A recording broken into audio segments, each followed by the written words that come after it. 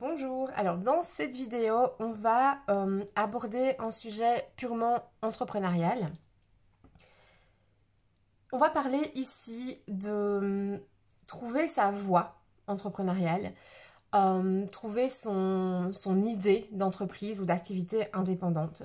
Je vais vous montrer comment, avec un jeu de cartes, donc ici je vais utiliser un tarot, mais vous pouvez éventuellement faire ça aussi avec un oracle, même si personnellement je trouve que le tarot vous offre un petit peu plus de précision et de diversité dans les réponses de par son nombre de cartes et puis aussi de par les interprétations qu'on peut en faire. Je vais vous montrer comment en 4 questions, vous allez pouvoir venir développer une réflexion sur une orientation à donner à votre activité indépendante ou votre entreprise, ou alors une voie à prendre pour devenir indépendant ou créer une entreprise.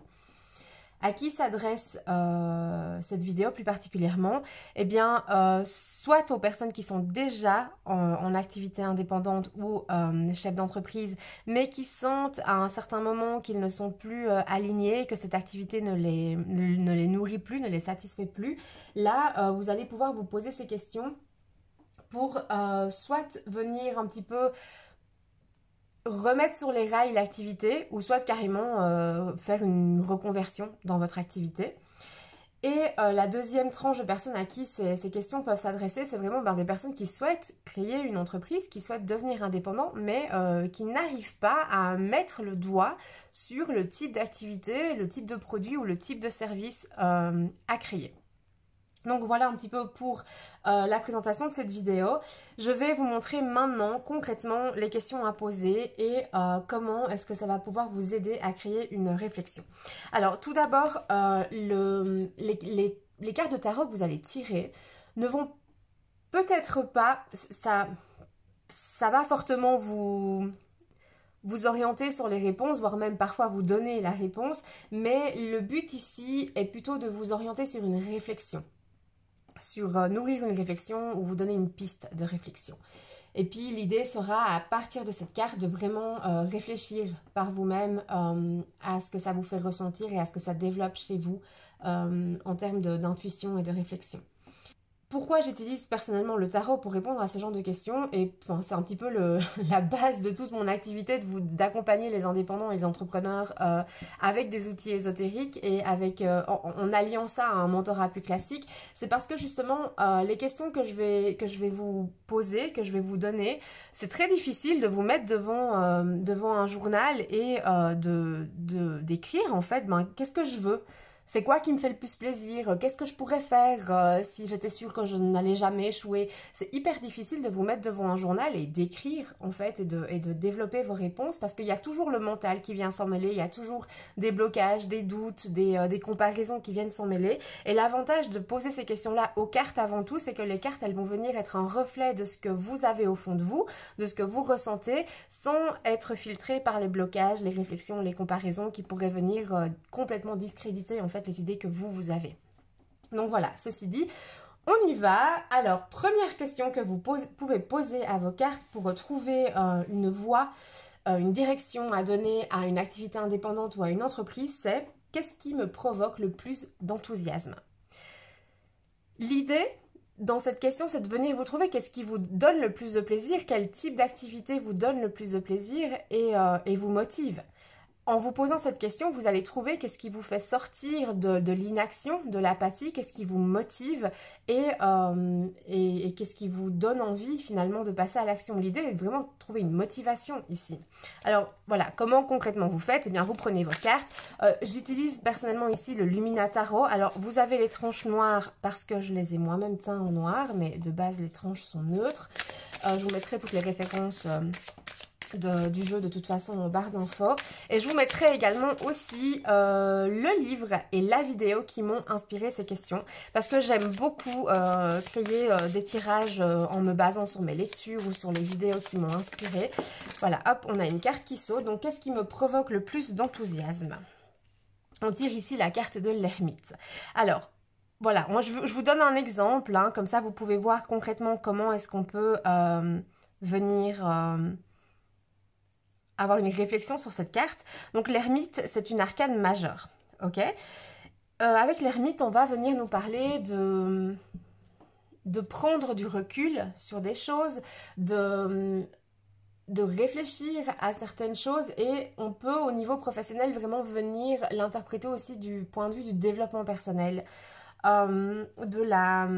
ou d'une activité par exemple qui peut induire une réflexion chez les autres, une prise de distance chez les autres, une prise de distance par rapport à l'environnement d'une personne, par rapport aux réflexions que cette personne peut avoir. Vous voyez, il y a vraiment cette notion ici dans qu'est-ce qui provoquerait le plus enthousiasme, quel genre d'activité nous provoque le plus enthousiasme. Ce serait probablement ici d'être peut-être un éveilleur de conscience, ou d'être quelqu'un qui incite les autres, éveilleur de conscience, mais dans le sens où qui incite les autres à vraiment aller voir en soi, en fait, qu'est-ce qui... voilà, qu'est-ce qui nous nourrit, qu'est-ce qui peut être transmis au monde. Voilà, il y a toute cette notion-là avec cette carte. Je ne vais pas la faire trop longue parce qu'ici vraiment on est dans de l'exemple, voir comment vous pouvez aussi vous interpréter. La deuxième question, c'est d'aller interroger en fait quelles sont vos forces, quelles sont vos compétences et comment vous pouvez les utiliser au quotidien. Alors pour faire ça, eh bien vous allez simplement tirer une première carte en demandant quelle est voilà, une de mes forces. Montre-moi une de mes forces, une de mes compétences que je peux utiliser à travers mon activité professionnelle. Hop, on a une carte qui s'est retournée. On a la carte du 7 de coupe, et puis je vais venir demander avec une deuxième carte comment est-ce que je peux mettre cette compétence en particulier en pratique au quotidien. Comment est-ce que je peux utiliser cette force ou cette compétence au quotidien. Et on va tirer une carte. Et ici on tire le 6 d'épée. Alors bon, allons dans l'ordre. D'abord, montre-moi une force ou une compétence que j'ai. Le 7 de coupe, pour moi, je le verrais vraiment au niveau professionnel. C'est vraiment, avec le 7 de coupe, ce serait vraiment d'arriver à faire la part des choses. Vous voyez, arriver à faire le tri dans les différentes possibilités ou les différentes idées. Il y a cette notion aussi d'avoir cette compétence, cette capacité à dénouer, vous voyez, les nœuds, à faire en sorte de créer une décharge ou de ne pas être submergé par les différents choix ou par les différentes possibilités.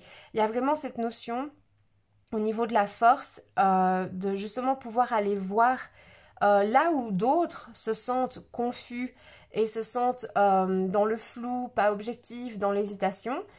Eh bien vous, votre compétence et votre force, ce serait justement de réussir à aller, voilà, à aller chercher en fait la chose idéale ou adéquate ou appropriée, là où d'autres en fait n'arrivent pas parce qu'ils ont toutes ces choses devant eux, toutes ces possibilités, toutes ces réflexions, et qu'ils n'arrivent pas à faire le tri. Il y a vraiment de ça. Et comment en fait les utiliser au quotidien? Eh bien, avec le 6 d'épée, moi je le verrais vraiment comme justement, ce serait justement c'est assez intéressant parce que moi, ce que ça me déclencherait comme ça, comme interprétation, si je devais vous avoir en consultation, ce serait justement de pouvoir faire aller sélectionner en fait dans tout ce qui peut porter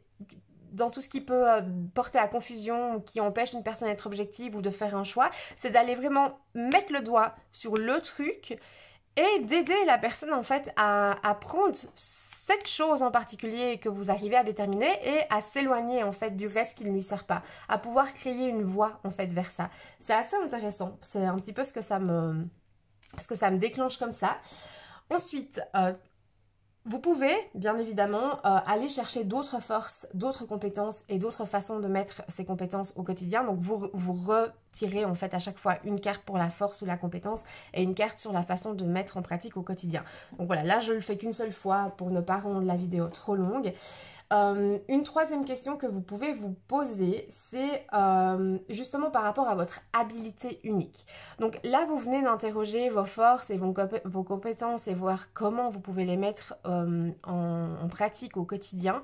Mais on a tous ce truc unique qui fait que même si on est 15 à proposer le même produit ou le même service, les gens, ils vont venir vers vous pour ce truc unique que vous avez.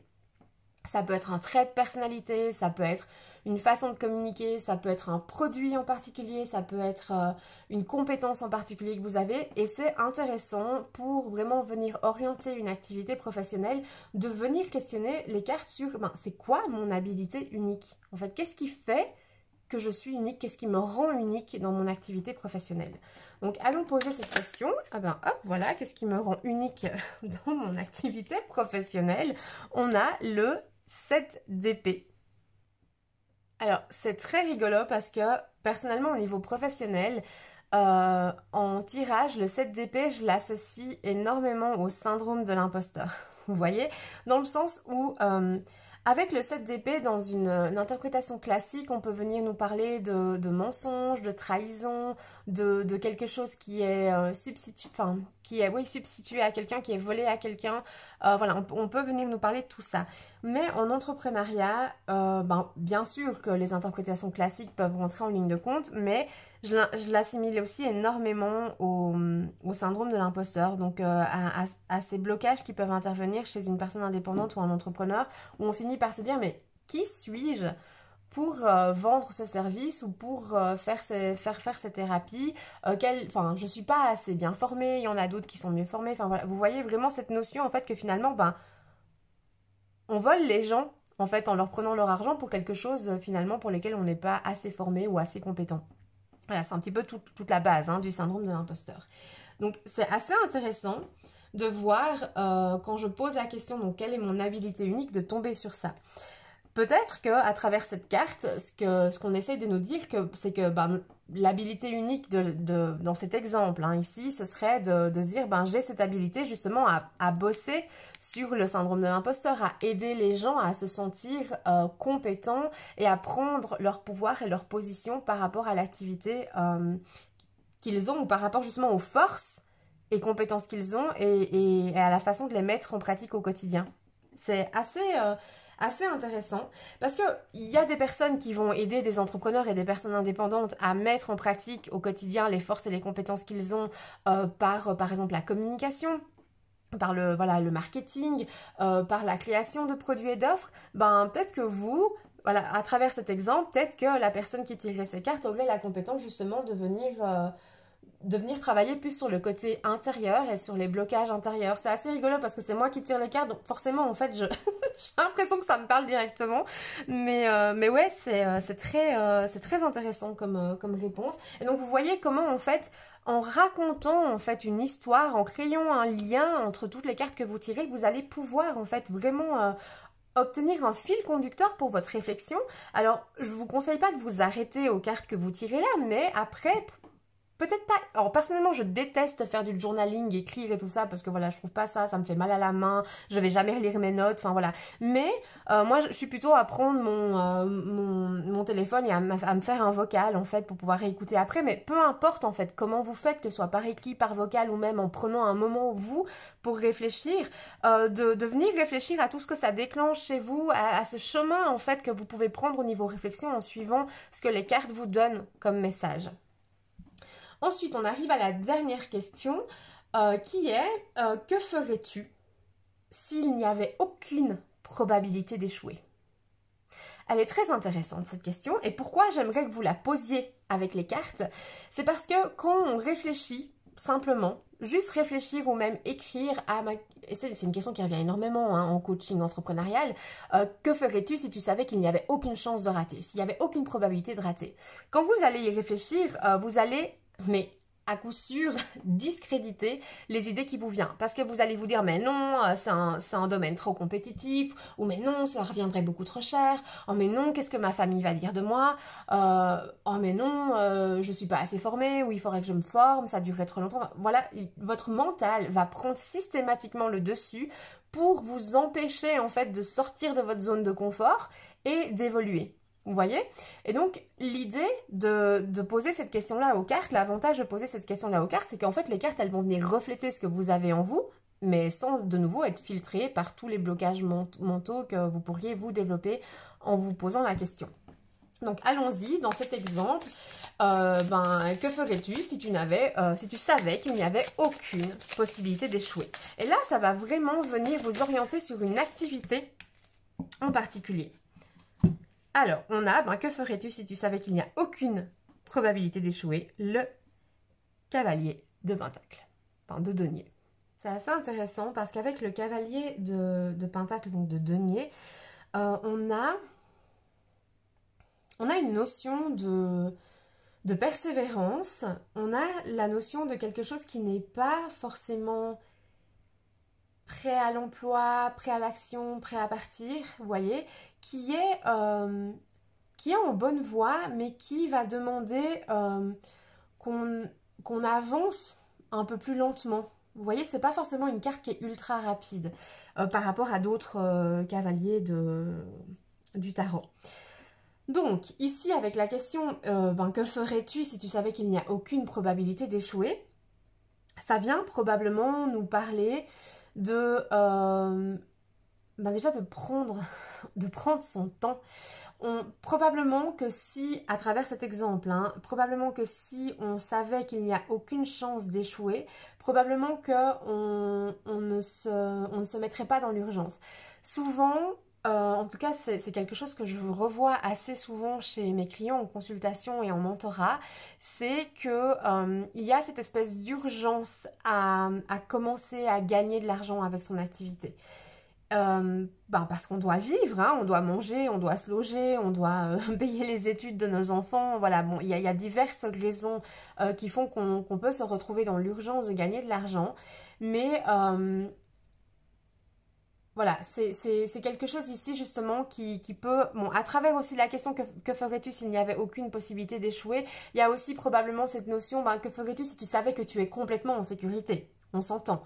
Donc probablement qu'effectivement, à travers cet exemple, et de nouveau, c'est moi qui tire les cartes, ça me parle complètement, vous n'avez pas idée. Je pense qu'en fait ce tirage m'est très personnel finalement, mais c'est bien, comme ça vous avez un exemple, et puis je peux vous donner aussi, vous voyez, quand je vous dis, quand vous tirez les cartes, faites attention, pas seulement à vraiment vous mettre dans le cadre de l'interprétation de la carte, mais à voir aussi qu'est-ce que ça déclenche chez vous, qu'est-ce que ça reflète par rapport à vos expériences, à votre pensée, à votre éthique. Vous voyez, il y a vraiment toute cette histoire que vous créez en fait autour de la carte. La carte n'est pas seulement une réponse nette et définie, c'est aussi tout ce que ça va provoquer comme intuition et comme ressenti au niveau de la personne.